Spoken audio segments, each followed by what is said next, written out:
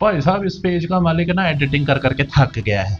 ठीक है, अब सीधा काम होगा, सीधा, कोई एडिटिंग नहीं, जुगाड़ हम लगा लेंगे विजुअल्स का, तुम उसकी टेंशन मत ले लो। इस लल्लू को भी कभी कभार उठा ले करूंगा, लेकिन पॉइंट ये है कि अब सीधा काम होगा भाई, कोई फायदा नहीं भाई रीयूज कंटेंट का, भाई कोई फायदा नहीं। एडिटिंग उडिटिंग हट पाए, 250 के रिचार्ज के पीछे तुम्हारी मैं एडिटिंग करता फिरूं।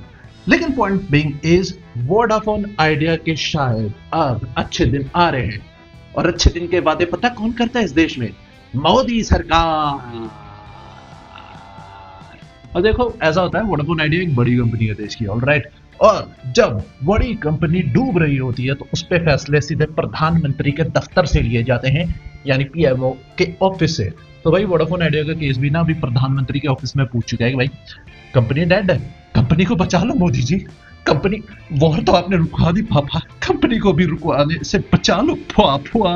अब देखो जी, वोडाफोन आइडिया की सबसे बड़ी समस्या इस टाइम ये है कि भाई उनको सरकार को ही पैसा देना है, एजीआर ड्यूज, जिसका मतलब समझे, एजीआर ड्यूज का मतलब ये है कि भाई सरकार को पैसा देना होता है, जो कि वोडाफोन आइडिया को अगले साल मार्च तक 83,400 करोड़ देना है। कितना?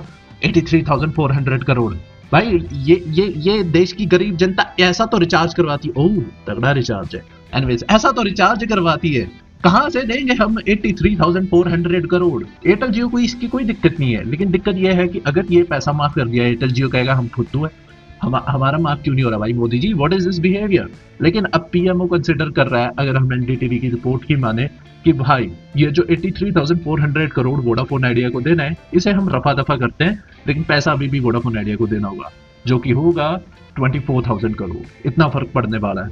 पहले 83,400 करोड़ देने थे, अब वो वोडाफोन आइडिया को कहेंगे कि भाई सब 24,000 करोड़ देते, बहुत है, ठीक है, एंड शायद बहुत रहना चाहिए, वोडाफोन आइडिया शायद दे दे।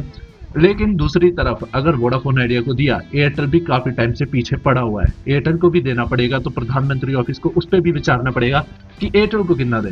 वैसे एयरटेल ऑलरेडी काफी पैसा कमा रहा है, वो क्षमता रखते हैं, ठीक है, पैसे देने की, बस वो देना नहीं चाहते, उनकी इंटेंशन ऐसा है। और जियो ने इस पर कभी क्लियरली बताया नहीं कि भाई हमारा भी माफ करो, उन्होंने ऐसा कुछ कहा नहीं, क्योंकि ऑलरेडी पता नहीं कितने घपले जियो मार चुका होगा इस देश में।